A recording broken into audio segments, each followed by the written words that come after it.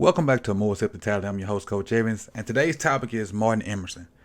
Everybody always looking for a cornerback with length and the actual skill set to play corner.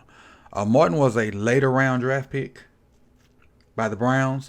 Probably not a guy that they expected to do a lot, but with his size and length, and he's really starting to learn the NFL game, he's really coming around. You should see the title, New Dog in the Dog Pound, and that's kind of twofold. One, because, as Browns fans call their fans the Dog Pound, a certain area of their stadium. Also, Emerson being a former Mississippi State Bulldog. So hence the title, a New Dog in the Dog Pound. You can take that however many ways you want to. But let's get to the film. The film is from the last game, the Thursday night game versus the Bengals. And this is not the only game that he's starting to show promise in. But I think this has been his best game so far. And I'm really starting to see that this is a pretty darn good rookie class. But let's get into that film. So before we get started, I want you to realize that Emerson is 6'2". He's starting. Everybody's trying to find that longer, rangier, lengthier corner. And he fits that bill of, being able to guard the 6'2", 6'3" receivers. If his skill set rounds out, he could be a real force in this league. But let's look at this game versus the Bengals.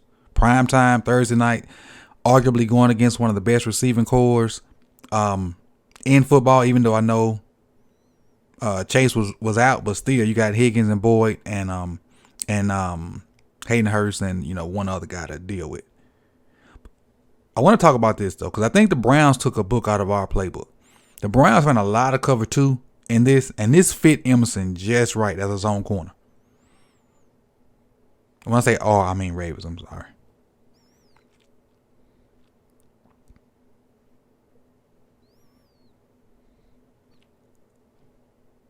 And that's, in cover two, that he got the flats. The only threat to him is in cover two is this guy right here. He's breaking down, but that's his responsibility. So now he just got to sit there, eyes on the QB, when the ball's thrown, react. Which fits him perfectly because this was a part of his game I didn't know he had. The kid can tackle and is a willing tackler. He's a willing tackler. That's the key. He can tackle and is a willing tackler. And I think more so willing tackler is more important than anything else. At the bottom of your screen now. Can he cover? Sure can. Is it all, is he a polished cover guy? No. That look like good coverage to me, though. In phase. Push the the receiver toward the sideline to use the sideline as an extra defender. Nothing wrong with this coverage. Good feet.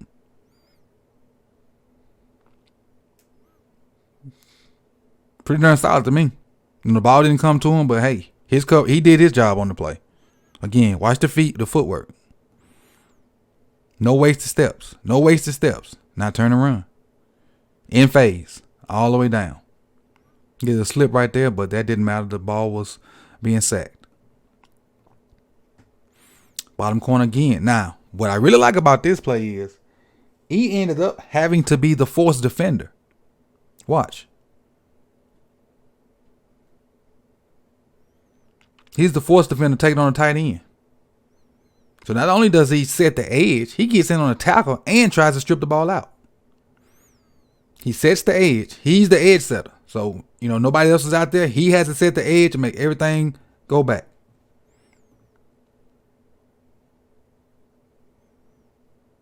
You see Myles Garrett slanted inside. So that leaves Emerson to be the edge setter. Sets the edge in perfect position. He's on the other side of the line of scrimmage. The line of scrimmage is right here. So you see the referee right here. So he's on the other side of the line of scrimmage, setting the edge with a tackle or a guard or whatever that is, a lineman about to try to jack him up. He avoids it, then gets in on the tackle. Pretty darn good play. Bottom corner down here. I got to watch this one. I forget which play this is.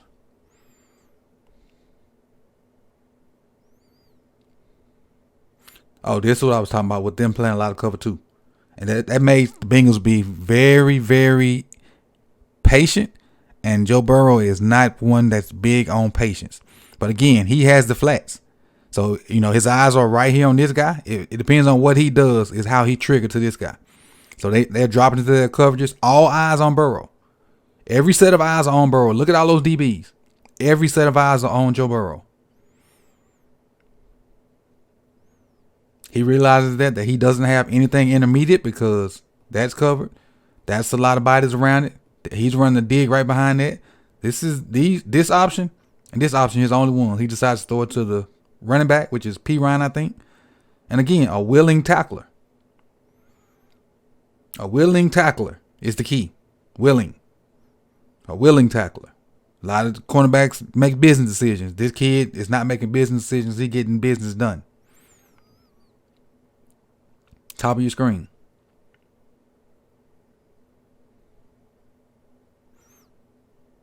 There's sticky coverage. Even with all the little moves the receiver tried, right in phase. They didn't run a lot of man, and this is not one of their top 3 receivers, but still, he did his job.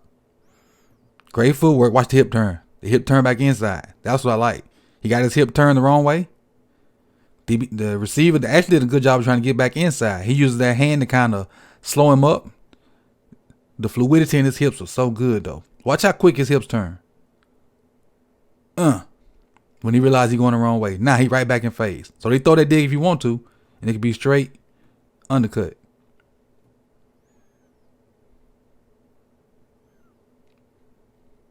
It's pretty good. Pretty darn good.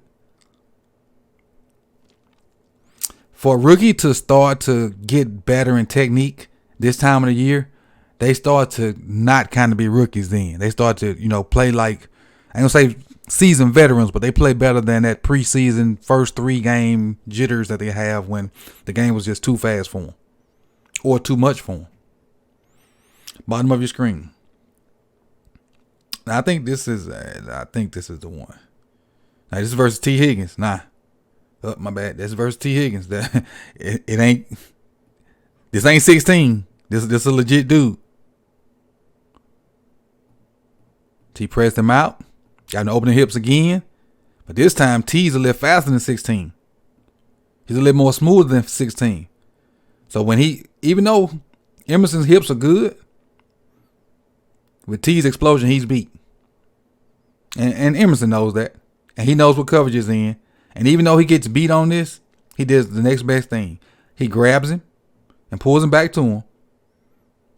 So now, I'd rather just give up those 10 or 15 yards and give up the touchdown. So even though he ain't, the lockdown, shut everybody down, dude. This is smart football. This is high football IQ. Knowing it's cover 1, knowing he was beat. So, I'm going to pull him back to him. If they don't call it, I'm in good coverage. But if they do call it, I only gave up 10 yards. I only gave up 10 yards. That's high football IQ. And again, even though it's on the penalty, that's high football IQ. I'd rather give up 10 to 15, 20 yards than 6 points. Make them earn the 6 points. Don't give them a free one. Bottom of your screen versus 80. I'm not sure who 80 is for Cincinnati. Still sitting at cover 2. I hit the wrong button. Still sitting at cover 2. Again, you still see cover 2. Flat, hook curl, middle of the field, hook curl, flat, deep hash, deep hash. The cover 2 giving them problems, especially if they can't protect it. Because the vulnerable part of cover 2 is right here, but you got to have time to get somebody in there. And them not being able to protect it, especially with Myles Garrett and Clowney getting up there. He just dropped it off to the back. And again, you have a willing tackler. A willing tackler that's not missing tackles.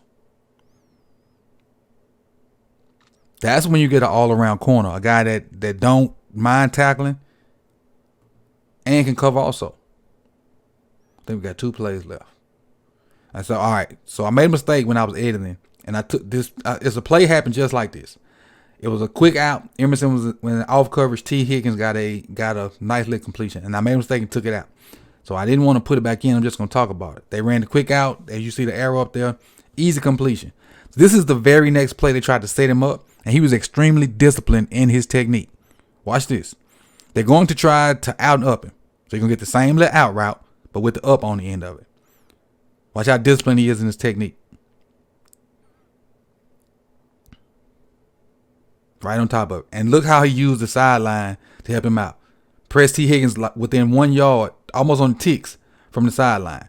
So he used it as to be able to box Higgins up against the wall. Up against the line. Good job in his technique, not falling forward.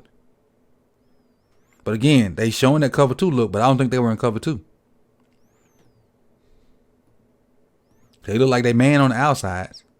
These two guys look like they're in man, and they got like a box coverage in here.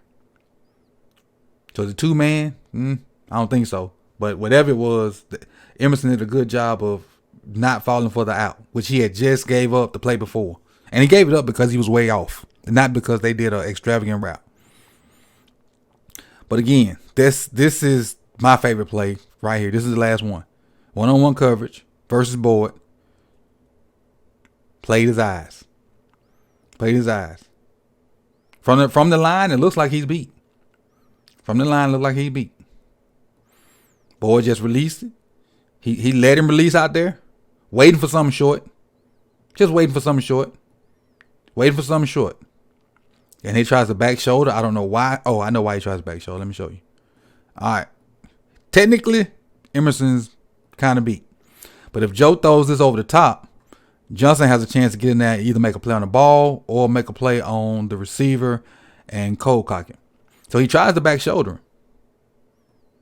And I think Emerson kind of slow played this because he knew he had help over the top. So he's in perfect position to play the back shoulder. And now he's just playing the eyes. Never looks, which is crucial. He never peeks. Playing the hands. He stuck his hands there to catch the ball. Emerson sticks his hands there to break it up. Great technique. And this was toward the end of the game, if I'm not mistaken. Great technique. Cleveland may actually have found a gem with Martin Emerson. I love his technique. I love his size. Not sure about his speed, but just from what he did in this game and what he's been rounding out to in previous games, it's crazy. Especially since the one catch George Pickens had, that amazing catch was on him. But since then, I've seen nothing but improvement from this kid. And again, Cleveland may have him a good one, man. I appreciate you guys for coming through. You could have been anywhere in the world, but you chose to be here with me. And I appreciate everybody for rocking with More Sip to Tally. I'm your host, Coach Evans. Peace.